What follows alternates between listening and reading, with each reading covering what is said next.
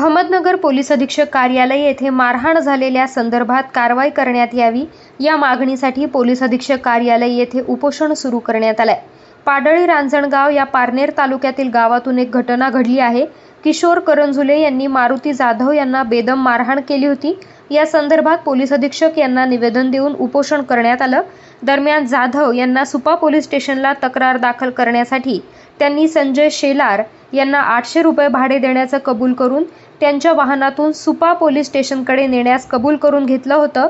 दरम्यान करंजुले आणि जाधव यांच्या वादामध्ये संजय शेलार यांना विनाकारण त्रास सहन करावा लागलाय.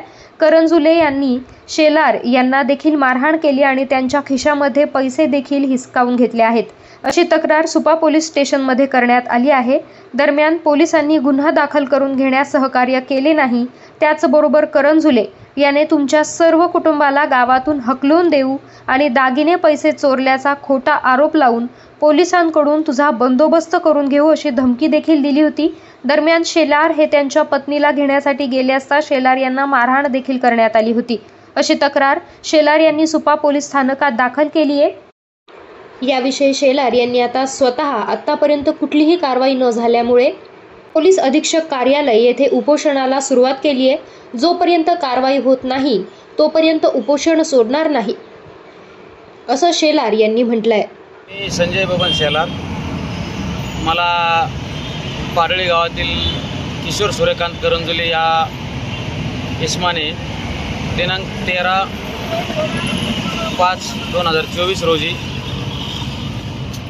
लोखंडी पाईपने बेदम मारहाण केली. त्या संदर्भात मी सुपा पोलीस स्टेशन येथे तक्रार देण्यासाठी गेलो असता तेथेही माझी तक्रार योग्यरित्या व लवकर नोंदवण्यात आली नाही.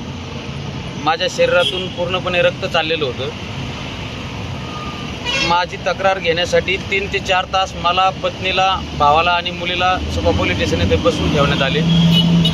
तसेच मारहाण करणारा किशोर करंजुले हा आरोपी मला मारहाण करून माझ्या अगोदर सुपा पोलीस स्टेशन येथे पोलीस स्टेशनमधील कर्मचाऱ्यांबरोबर माझ्यावर खोटा गुन्हा दाखल करण्यासाठी व त्याची अटक टाळण्यासाठी हातमिळवणी करत असल्याचे, मला त्यांच्याकडून न्याय मिळण्याची शक्यता कमी असल्याने माझा गुन्हा त्यांनी नोंदवण्यास नकार दिला. माझ्या म्हणण्याप्रमाणे तक्रार नोंदवण्यास नकार दिला. त्यानंतर मला त्यांनी पारनेर ग्रामीण रुग्णालयाचे दवाखान्यात जाण्याची चिठ्ठी दिली. मी तिथे गेलो. तिथेही माझ्यावर अतिशय अल्प उपचार केला.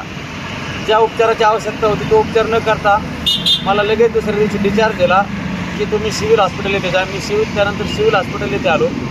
तिथेही 2 दिवस उपचार मी घेतले, परंतु तिथेही योग्यरित्या उपचार न झाल्याने मला तिथूनही डिस्चार्ज देण्यात आला.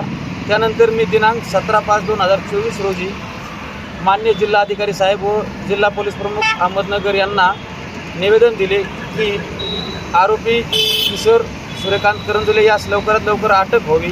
याबाबत आम्ही जिल्हा पोलीस प्रमुख कार्यालयाबाहेर सहकुटुंबासमेत उपोषणाला बसणार आहोत.